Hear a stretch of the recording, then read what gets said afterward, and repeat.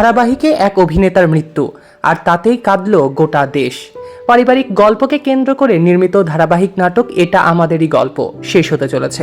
গত বছরের 5 নভেম্বর থেকে শুরু হওয়া নাটকের প্রতিটি পর্বই দর্শকপ্রিয়তা পেয়েছে। শেষ সময়ে এসে নাটকের প্রতিটি পর্ব নিয়ে নাটকের ফেসবুক গ্রুপগুলোতে চলছে আলোচনা। এবার নাটকের 50তম পর্বের একটি দৃশ্যে আবেগ আপ্লুত হয়ে নিজের ব্যক্তিগত স্মৃতিচারণা করেছেন নাটকের নির্মাতা মোস্তফা কামাল রাজ। গতকাল বুধবার মুক্তি পেয়েছে ধারাবাহিকটির 49তম এপিসোড, যে পর্বটি কাঁদতে বাধ্য করেছে দর্শকদের, যেখানে ফাহাদ অর্থাৎ ইরফান সাজ্জাদ ও সামির অর্থাৎ খায়রুল বাশারের বাবার মৃত্যু দেখানো হয়েছে। এই এপিসোডটি ইউটিউবে মাত্র 49 মিনিটে মিলিয়ন ভিউজ পার করেছে। আর এই পর্বের পরেই 50তম পর্বের দৃশ্যে দেখানো হয়েছে বাবার লাশ খাটিয়ায় করে নিয়ে যাচ্ছেন ফাহাদ।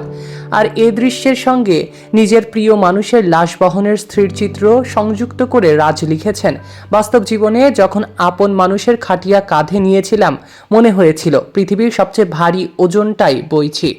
আজ ক্যামেরার পেছনে দাঁড়িয়ে সেই একই দৃশ্য যখন পরিচালনা করছিলাম, হৃদয়ের পুরনো ক্ষতগুলো আবারও নতুন করে জেগে উঠল। এটা শুধু একটি নাটক নয়, এটা এক সন্তানের প্রতি পরিবারের শেষ বিদায়ের এক টুকরো জীবন্ত যন্ত্রণা। মায়ের এই খাটিয়ার দৃশ্য আপলোড করার পর এ নিয়ে কথা বলেছেন সংবাদ মাধ্যমের সঙ্গে জনপ্রিয় পরিচালক রাজ। তিনি বলেছেন, শুধু এই দৃশ্য নয়, নাটকের ফাহাদের বাবার মৃত্যুর সময়কার সব ঘটনা আমার বাবার মৃত্যুর সময়কার ঘটনা থেকে নেওয়া হয়েছে।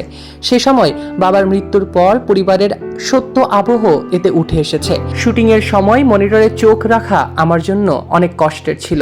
শুধু নির্মাতা রাজের চোখ ভিজে ওঠেনি, ভিজে উঠেছে পর্বটি দেখে সকল আপামর বাঙালি যারা এটা আমাদেরই গল্প সিরিয়ালটি নিয়মিত দেখেছেন। সৈকত আহমেদ নূর, সেলিব্রিটি লাইফলাইন।